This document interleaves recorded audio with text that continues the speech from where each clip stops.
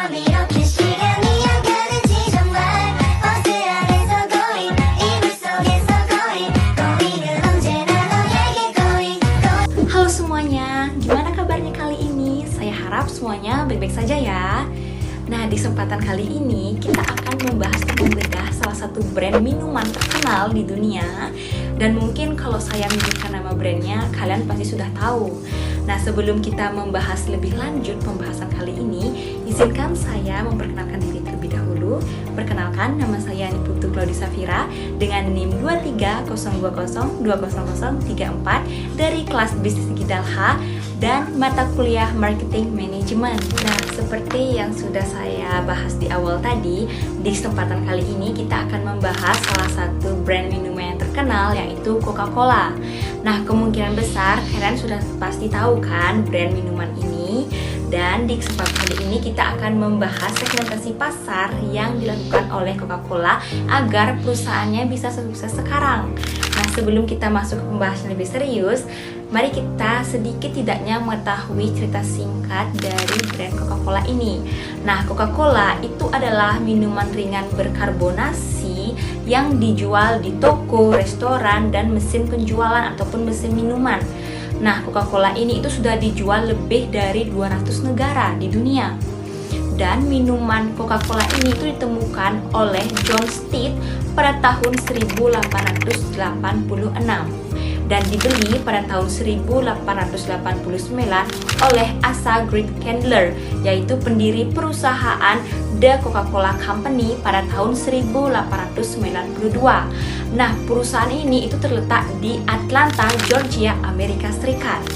Nah, itu adalah sedikit tidaknya cerita singkat dari brand Coca-Cola ini. Dan sekarang kita akan masuk ke pembahasan berikutnya, yaitu membahas tentang segmentasi pasar yang dilakukan oleh brand Coca-Cola.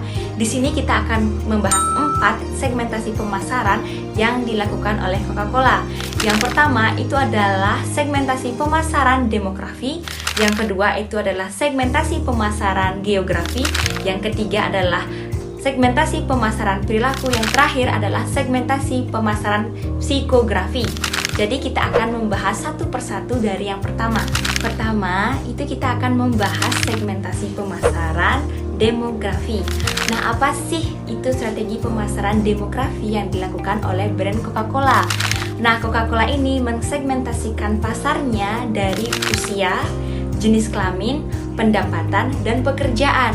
Jadi Coca-Cola ini itu bisa diminum dari usia 10-50 tahun dan semua jenis pekerjaan dan juga semua gender yang ada di dunia. Yang kedua, itu kita akan membahas segmentasi pemasaran geografis dari Coca-Cola.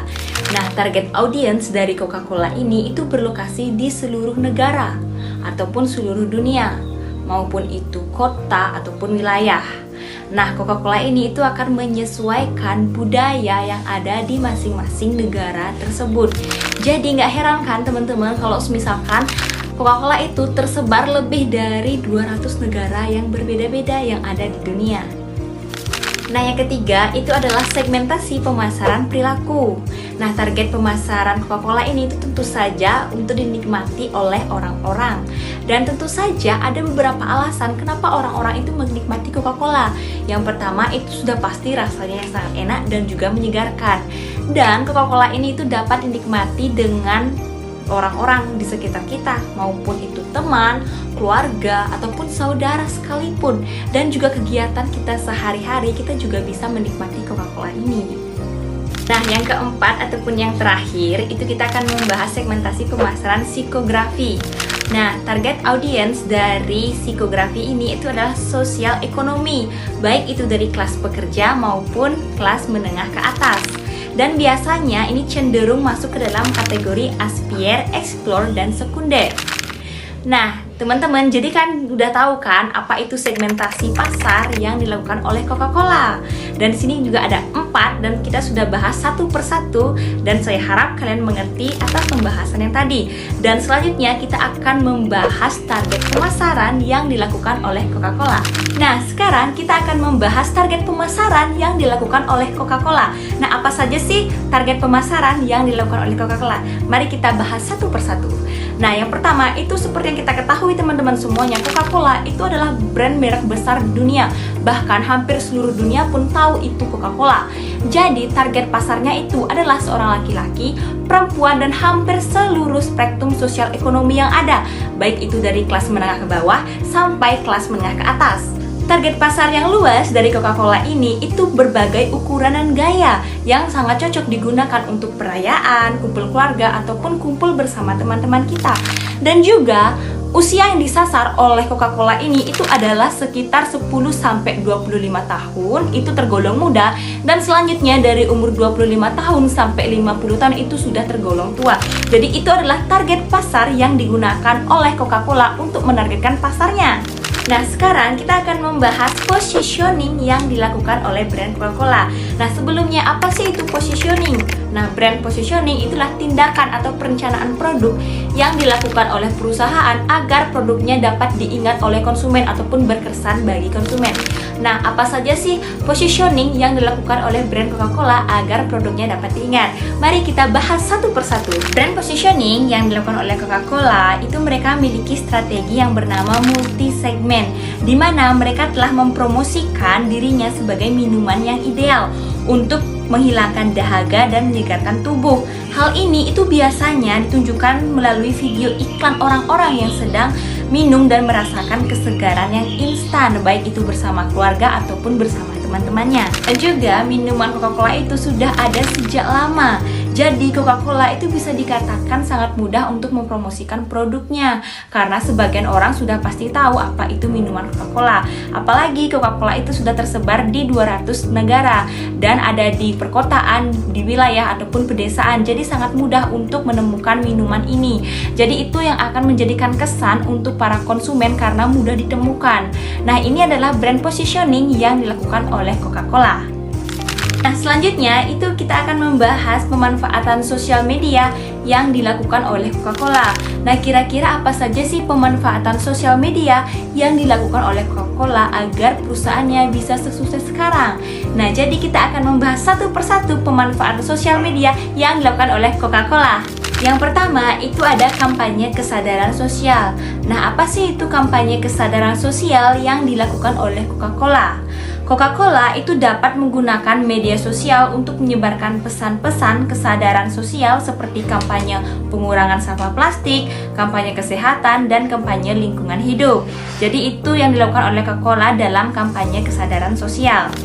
Yang kedua yaitu meningkatkan loyalitas bagi pelanggan. Nah, apa sih loyalitas bagi pelanggan yang ditingkatkan oleh Coca-Cola?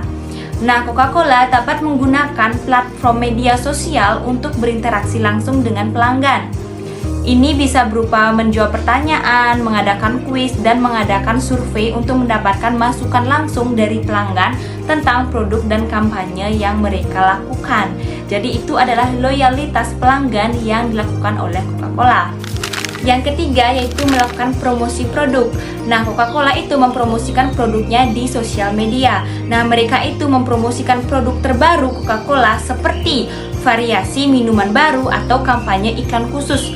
Dan juga Coca-Cola itu membuat video pendek yang menarik, gambar kreatif, dan cerita di balik produk Coca-Cola dapat menarik dan minat pelanggan untuk membeli Coca-Cola. Nah, yang terakhir kita akan membahas strategi pemasaran yang dilakukan oleh Coca-Cola. Nah, Coca-Cola menggunakan periklanan global sebagai strategi pemasaran mereka. Karena setiap mereka membuat iklan, pasti mereka akan membuat iklan di seluruh dunia. Atau juga mereka menggunakan word of mouth marketing. Mereka juga menghormati pelanggan dari setiap negara dengan menggunakan share a Coke untuk memberikan sentuhan personal pada konsumen dan mendorong mereka untuk berbagi minuman kepada teman-teman ataupun keluarga yang memiliki nama yang sama dengan yang ada di botol yang sudah tertera. Jadi itu adalah strategi pemasaran yang dilakukan oleh Coca-Cola. Nah teman-teman, tadi kita sudah membahas beberapa hal tentang brand Coca-Cola ini, dari segmentasi pemasarannya, target pemasaran, positioning, pengelolaan sosial media, dan terakhir adalah strategi pemasaran yang dilakukan oleh Coca-Cola. Saya harap kalian semua mengerti ya atas materi yang sudah saya sampaikan tadi, dan saya minta maaf juga kalau misalkan saya ada salah kata. Saya tutup dengan terima kasih dan sampai jumpa semuanya.